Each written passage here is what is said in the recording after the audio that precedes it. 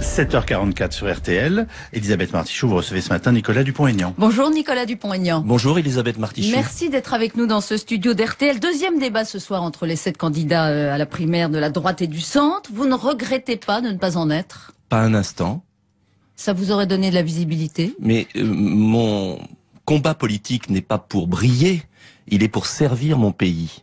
Et si j'ai quitté, il y a 10 ans maintenant, l'UMP de l'époque... En 2007. C'est parce que j'avais constaté que ce parti et ses dirigeants, qui déjà gouvernaient à l'époque depuis 20 ans, maintenant ça fait 30, ne traitaient pas les causes des problèmes des Français et qu'on ne devait pas mentir à nos concitoyens si on voulait régler le problème du chômage, si on voulait régler le problème du pouvoir d'achat, si on voulait redonner un espoir à notre pays, on ne pouvait pas continuer avec les vieilles recettes.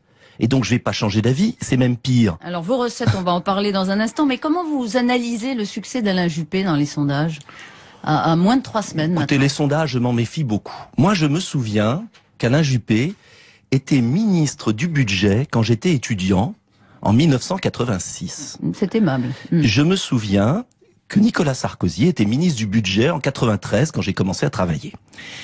Et je pose une simple question aux Français.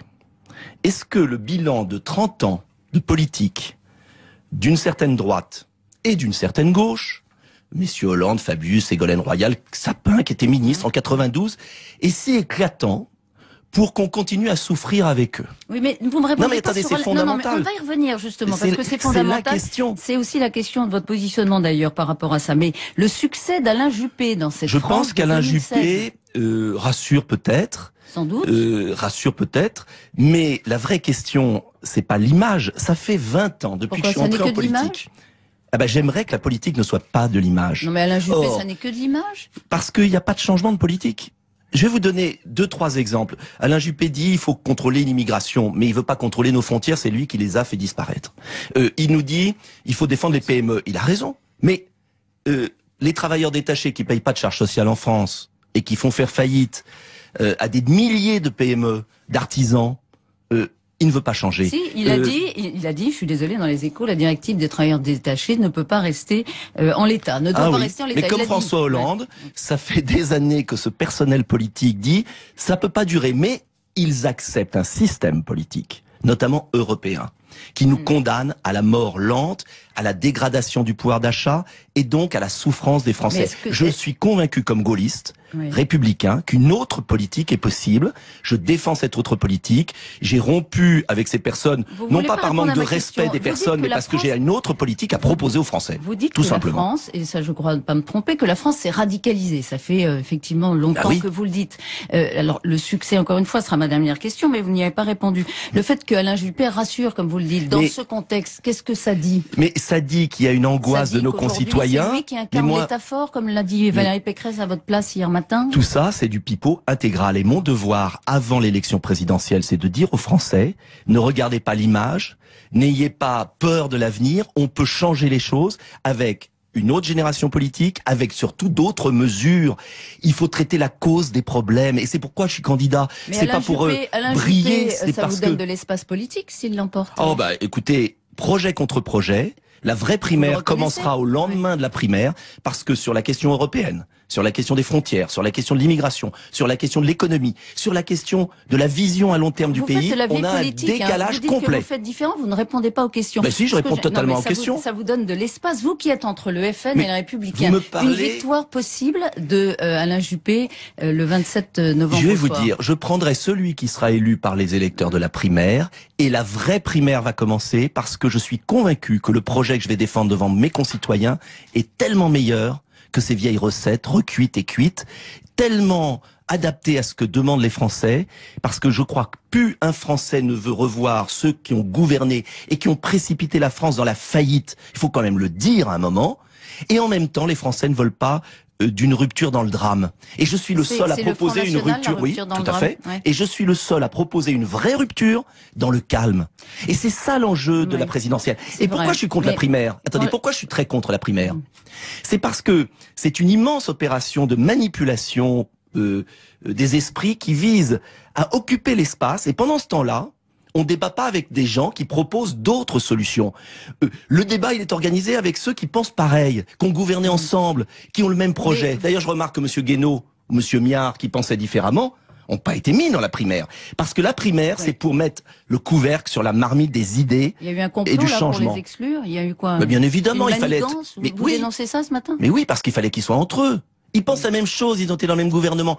Vous connaissez leur seul programme. Supprimer des centaines de milliers de fonctionnaires, sans dire d'ailleurs lesquels, et dire tout va aller mieux après. Et rester dans cette Europe qui nous tue. Eh bien, je pense qu'on peut changer. Et il serait temps que les Français se réveillent. Et je leur dis, réveillez-vous.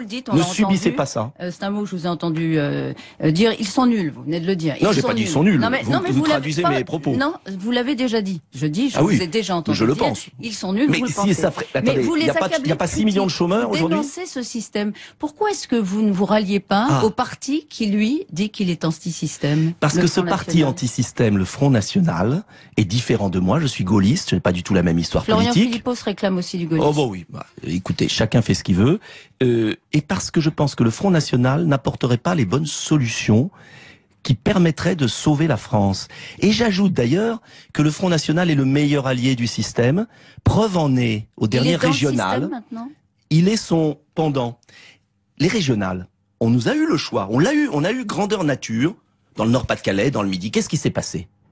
20 millions de Français n'ont pas voulu voter et choisir entre d'un côté ceux qui nous ont mis en difficulté et qui essayent de survivre et de se recycler avec la primaire, les primaires, parce qu'il y a la primaire de gauche qui est pas de la tarte non plus, et puis de l'autre côté, un parti avec lequel on peut protester, mais que les Français ne veulent pas voir au pouvoir. 20 millions d'abstentionnistes. Et je veux redonner espoir à ces millions de Français qui veulent, mais je les compte, mais de plus en plus de gens nous rejoignent.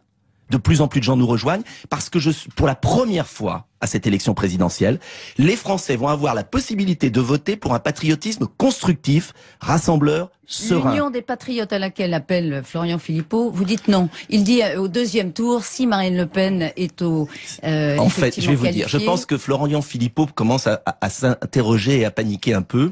Il y a eu un sondage étonnant. Il y a des raisons. Il y a eu un sondage étonnant sur le potentiel électoral. C'est pas les intentions de vote, je m'empresse de le dire. Qui disait qu'il y avait 21% des Français qui pouvaient voter pour moi. Qui n'excluaient pas de voter pour moi. 21%. Moi, qu'on présente toujours à la télévision, le petit candidat qui a fait, Vous êtes entre etc. 3 et 7% dans les sondages. Entre 5 et 8. Bon, 3 et 7 et qu'importe. Voilà. Des sondages qui m'ont toujours sous-estimé. 21% des Français dans un sondage IFOP disent on peut voter pour Dupont-Aignan. Faut-il encore qu'on l'entende? Et je vous remercie de m'inviter.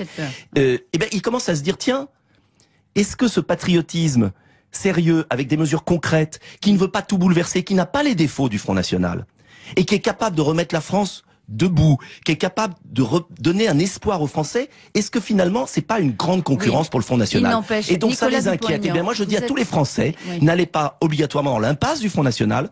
Avec moi, on va pouvoir se débarrasser du système dans le calme. C'est pas vous l'impasse, parce que dans le fond vous êtes à la fois dehors et dedans. Mais non, ce qui vous condamne à une certaine impuissance en termes d'efficacité électorale. Pourquoi vous dites ça? Parce que vous êtes tout seul. Mais dans la vie, et très minoritaire. Très minoritaire de quoi? Aux élections régionales. Ça, c'est pas des sondages. J'ai eu autant de voix debout la France que le Front de gauche ou les Verts. C'est pas encore assez, mais c'est déjà un premier socle de 3 millions de Français qui disent aujourd'hui vouloir voter pour nous. Je dis aux Français, vous n'êtes pas obligés d'être dans un piège, vous n'êtes pas obligés de subir, vous n'êtes pas obligés de continuer avec ceux qui nous ont mis dans la difficulté, vous n'êtes pas obligés de partir à l'aventure dans un saut sans parachute avec le Front National.